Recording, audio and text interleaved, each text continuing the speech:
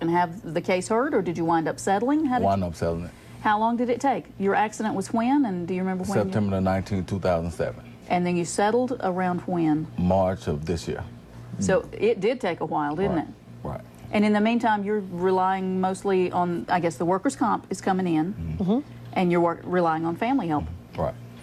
And you have to be vigilant with it. You know, there's oftentimes what will happen is there'll be some interruption in the comp check, or there'll be some interruption in the care, or you have to continually be vigilant with it and making sure that you're contacting the insurance company if there's a problem, getting right on top of it, because you don't want things to get behind, because if they do, it can be bad for the client. It's common for people who have workers' comp to potentially also get disability? Yes, not uncommon, and something to remember there is that you need your attorney to understand both systems, because they talk to each other, and if you don't make sure that you're deconflicting certain aspects of them, then it can be problematic. So what can you get from workers' comp? What can you get from disability? Explain some of that. Well, there is permanent total disability in each of those, and you have to prove different things. You have to make sure that you understand what the elements are, what's required under the rules, and you make sure you set up your case properly. And if you do, and in Michael's case, being internally decapitated, it's a very rare injury. You said that, you know, that he can do everything, but he can't do everything. There's a great deal of the things that Michael used to do that he can never do again. And so we made sure that we understood what those things were. Okay. We got a vocational expert to talk about those things, and to explain to the judge what his limitations meant in terms of a work life. And after that, we were able to prove the case in disability and in comp, and get him favorable decisions in both. And so, Michael, you had driven heavy trucks. You had your CDL, commercial driver's license, for over 10 years before this wreck. Yes. And had you had any prior accidents or wrecks? None at all. Had a clean history before this time. That's right.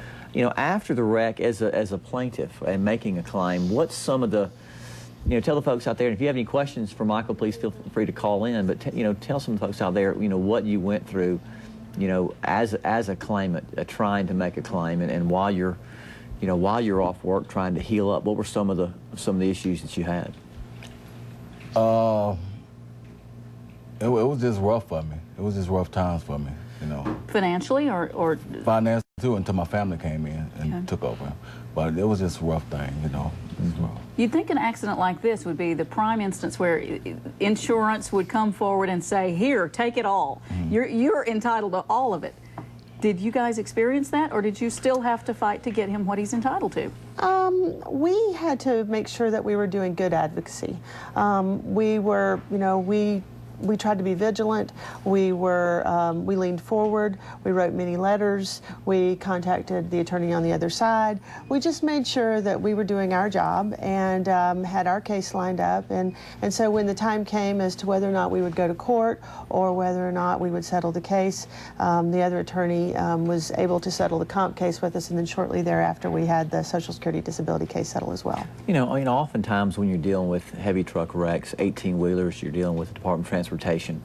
There's rules and requirements, you know, pre-trip inspection, post-trip inspection. So a lot of times there is a paper trail as to, you know, what's going on maintenance-wise with the truck. When's the last time it was fixed? When's the last time it was repaired? Are there any issues whatsoever that, you know, are going on with the truck that could make it unsafe to go? So the DOT is, you know, they're on top of that, you know, requiring, you know, the trucks and the owners and operators to comply with their standards.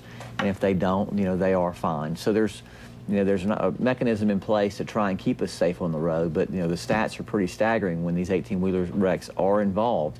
The injuries and the seriousness of them, you know, shoot way up the radar. So, you know, we handle a lot of those cases, and unfortunately, they're not on the decline. You continue to see them with more and more cars on the road. It's just something to see.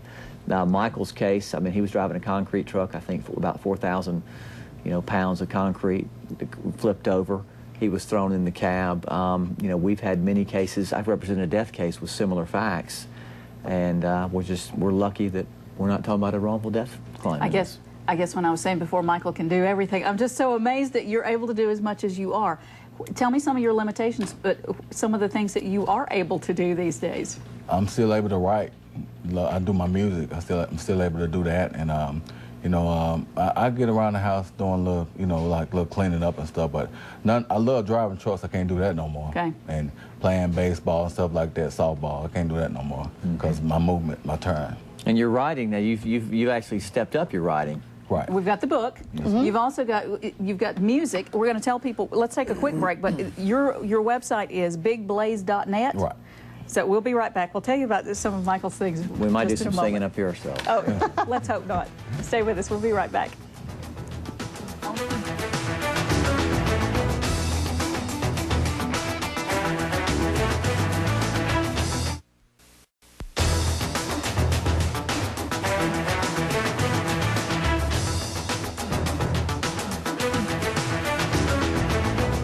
Welcome back to 31 Law Line. I'm Sharon Joviet. We've got with us Will League and Mary Scott Hunter from Senior Timberlake and League. And we've got with us the amazing Michael Sanderson, who survived what's called an internal decapitation. It broke the bone right at the base of the skull, and yet the spinal cord was intact, and the doctor was able to put in a whole bunch of hardware to save you. And you've got limited motion, Right. but you're here. Right. And we talked about, Michael's got a website, and if you are interested in reading his book, he has written on the 28th day, My Eyes Opened. That's on his website, bigblaze.net. He also sings and writes his own music. He's got out Blaze, God's Blessing, and Christmas music, Love for the Holidays. Those are also on his website, so check it out. Amazing. Michael, talented guy. Did you sing before and you continued to sing, or did you pick this up after the accident? I sung before. And didn't lose any ability with that? Not really, no. Good. We've got Julie on the line from Huntsville with a question. Hi, Julie. Thanks for calling. What's your question tonight? Yes, hi. I have a question about, I think he said the accident happened in '07 and was just recently settled. Is that a 3-year time period, is that kind of a norm for a personal injury case like this? And can you tell me what the holdup is, if you will, on getting that settled? Was it the insurance company or just the court systems or the government, or what was the holdup? Well, this was actually not a personal injury situation. This was a workers' compensation and social security. This was a disability situation. Which takes the statute a little different, right? It does. It's a different statute. It's a different system of laws. And what drives the train a lot on these is how fast the person heals. In Michael's case, he was terribly injured, and you were recuperating for a long time, and so it took a lengthy period of time to get to the point where he was at what's called maximum medical improvement, or MMI.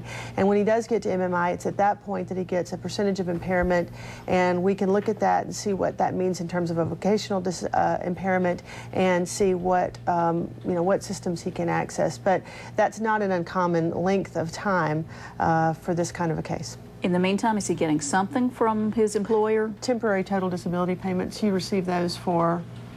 A little over a year, I believe. And the statute of limitations in the workers' compensation setting is still 2 years.